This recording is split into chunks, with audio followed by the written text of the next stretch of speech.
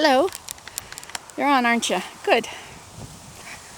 Well, I moved my chair. I have you plugged into the car. I have an extension cord from the car down here to the stream. I used up all my energy. It's going to be a warm day. It's going to be about 18 Celsius. 20 is room temperature. So almost room temperature. So there's what we've been working on.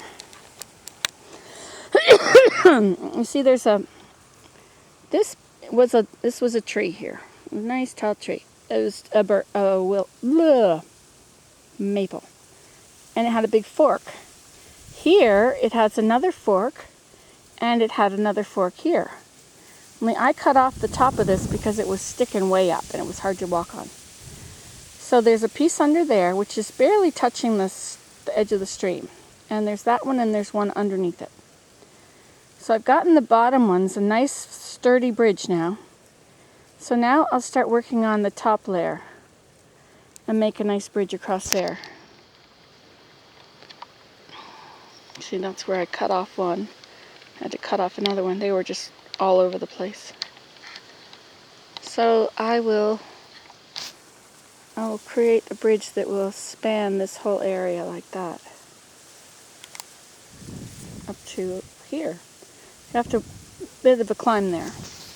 There'll be a step. And since all my boards here are either 8 feet or 10 feet or something long, they're not, maybe there's some of them are 6 or 5. So I'll create the bridge and I'll leave the overflow going upstream. And I'll come along later and I'll cut them off. And the reason I'll do that going upstream is that in case I step on it and break through, at least there's a lot of brush under that side to catch it. But if I break through the other side, I'll get a wet foot. Now, it's not very deep. It's only about 6 inches deep at the moment. In the spring, this will all flood right over. So I'm feeling very good about what I've done. I brought my snowshoes down. I'm going to try snowshoeing the labyrinth to smash down the grass before winter. Snowshoes work really good for smashing things down. I can't believe I did this great bridge. It'll always be like this now. It might not look like a wonderful bridge to you, but after having to reach down off of this top part, reach my foot down to the level of the water and step on that one little stick in there and tiptoe along it. Maybe sometimes leaning over to hold that. This is pretty good. I couldn't take my camera across the bridge. So it was just not good enough. So now I'll be able to take my camera over there. Of course not today, because today I don't have any power left in my camera. I'm using the battery from the car.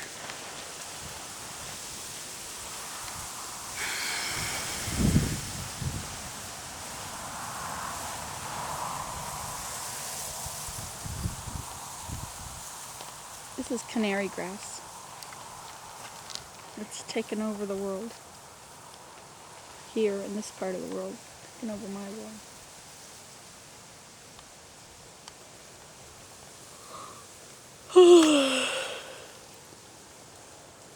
Feels good to have done that part. I have a lot more boards I can bring across. But I don't think you can see the whole process. Because I have to pass the camera to put them on the stream.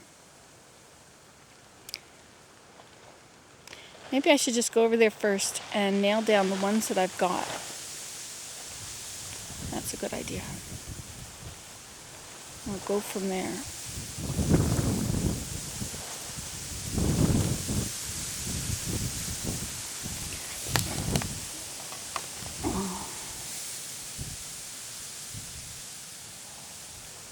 But first I have to recover.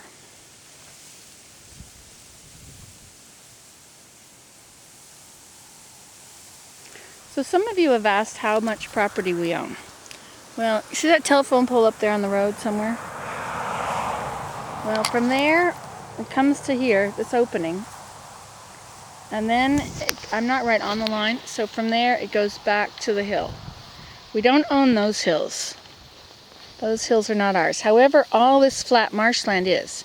the marsh woods. I don't know how much of our acreage is in there, but I would think a lot of our property is in that woods. Maybe 6 acres or something.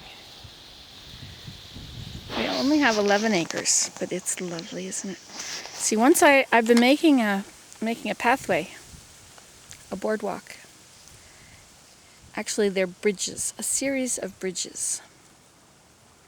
And they go, I carried the boards across from here, and then my path goes, can you see the hammock in there? See if I can zoom in on it for you. See, that's my hammock. That's where I go and lie down when I'm tired on that side. See? It's a great place. I usually keep some sunscreen in there, or a bug repellent, I guess, not sunscreen. I don't wear sunscreen. I think you need your vitamin D. Anyway, you go across here, and everywhere there's a little tributary that comes out and empties out into the stream, I have put a little bridge over it, 2 planks wide. It's wonderful. So I can now walk farther than I've ever been able to walk. I mean, you can walk it, but it means you have to step down about a foot, walk a foot, step up. Then there's roots in the way, and the roots have nothing underneath them. So there's these tree stumps with these big sprawling roots, and the holes of the roots are pretty far apart, and they're not all the same. So it's quite a workout to walk along there. And there's no place that you feel you can really stop and relax, because it's so uneven. It's so riddled with little streams, tributaries into this one.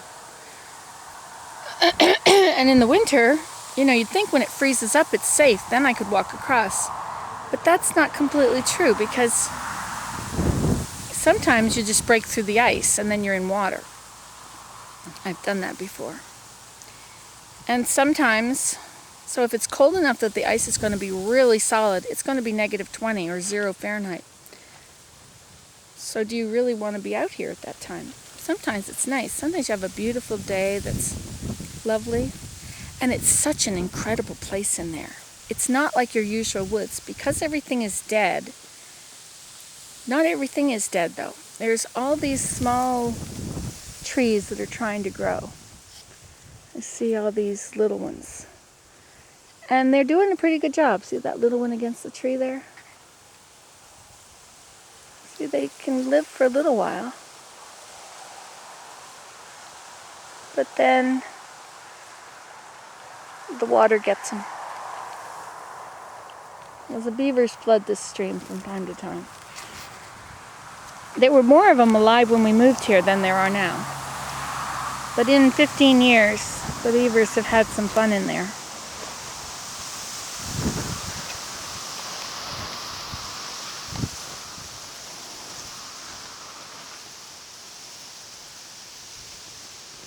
It's nice to sit out here, the breezes are...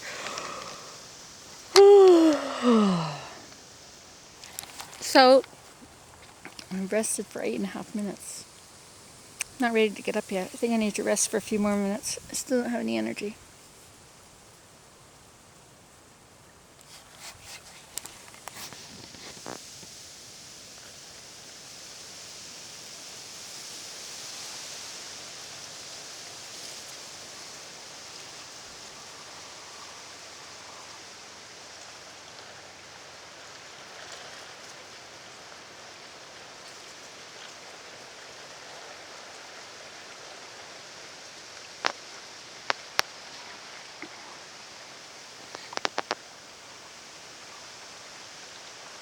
It won't look beyond the sticks. If there's something in the foreground, I can't get past it to see the background.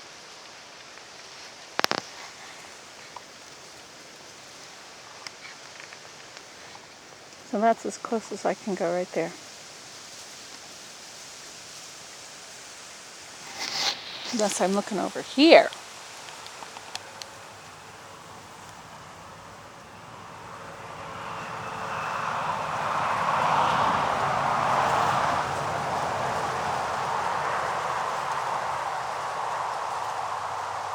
Wow, isn't that pretty?